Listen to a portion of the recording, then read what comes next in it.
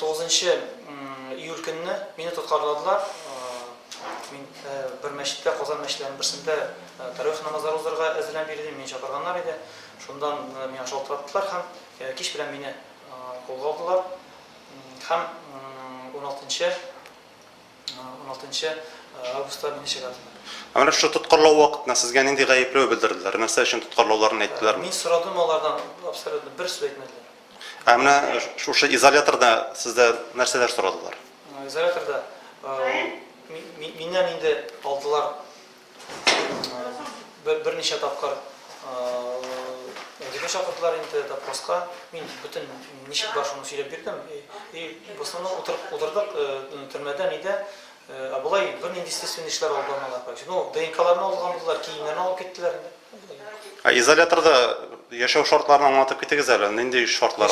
Yashav shartlari bek qo'rqinish, kishining salomatligini, psixikasini ham boshqalarga bek qattiq netatirgan, ham bek qo'rqinish hamda ham buni men o'ylayman, aytganda tegishli organlar kelib uni tekshirib, ham ondagi butun bo'lgan bu ashaklikni, aytaylik bu yovuzlikni, ondagi bo'lgan pishroqlikni, ondagi bo'lgan отношение kishilarga qarata tartibsizlikni bitirga tegishli. Ani tartibsizliklar bor endi. Tartibsizliklar birinchidan endi o'sha onda ishlaydigan kishilar eshitmaylar. Sening talablaringga javob bermaylar. Onda hatto zaявление yozib qog'ozda bermaylar. O'xshov rizqlar itga tugul dengizga o'xshatgan shaklda rizqlar beradilar. Ham endi grubost, islamofobiya bek kuchli sezilib turadi. Ondagi shartlarni siz kimga da bo'lsa bildirdingizmi? O'z advokatigizga yoki huquqlarni yoqlov uyushmalariga mazar? Mana Noil Nabiyullinga rahmat olsun, ham bizning ozodlikdagi aktivistlarga Allohning rahmati olsun. Ular endi aytdilar, bizga pravozashitlarni berdilar. Shundan so'ng o'zgardi, отношение o'zgardi. Men qarata анда so'ng endi so'ragan yerda bera boshladilar oxirdan.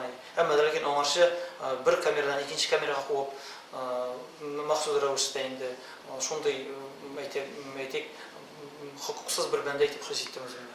Jabrlovlar bo'ldimi? Jabrlovlar qo'l bilan birinchi topqir bo'ldi. Birinchi topqir menga unda so'qqaladilar, o'tkazadilar, bo'ldi uni xallar. Men endi javoblar yozdim, ammo lekin javoblarga javob bo'lmadi. Kompensatsiya so'rarga o'ylaysizmi o'zingizning g'ayibsiz o'tiribingizga? Insonning biz uni so'rashga tegish. Agarda biz olay etmasak, kelajakda bu hollar tog'da davom etacak bit. Shulay bit. Biz endi o'zimizdan ne uchun men anda 15 kilogramga yo'qotdim anda birinchidan. Mening oilam ko'pmi temirdi.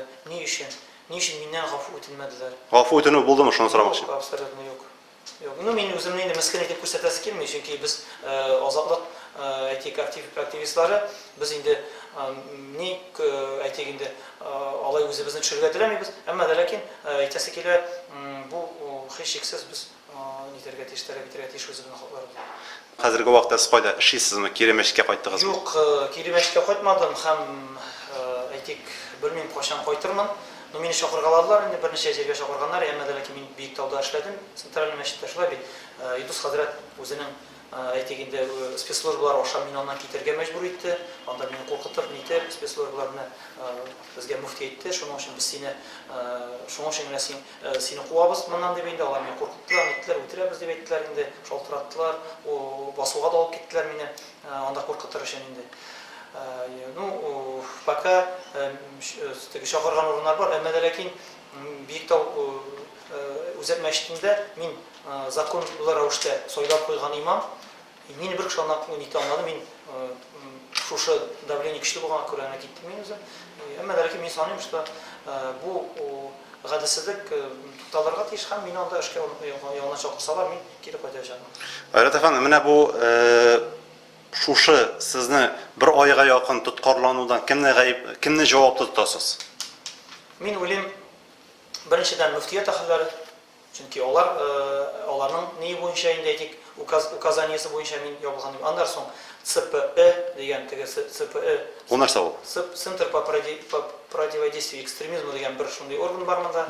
Mana siz Rusiyada san chiqishingizda o'zingiz aytdingiz, biz Ilduz Fayzga qarshi tugul deysiz, lekin shu vaqtda Ilduz Fayzning komandasida qarshi chiqqan kebek so'zlar aytdingiz. Buni necha o'nglarga? Onlarga bo'lar shulay. Biz shaxsan Аның шәхси үзенә шәхсән аңа карата бернинди ни юк.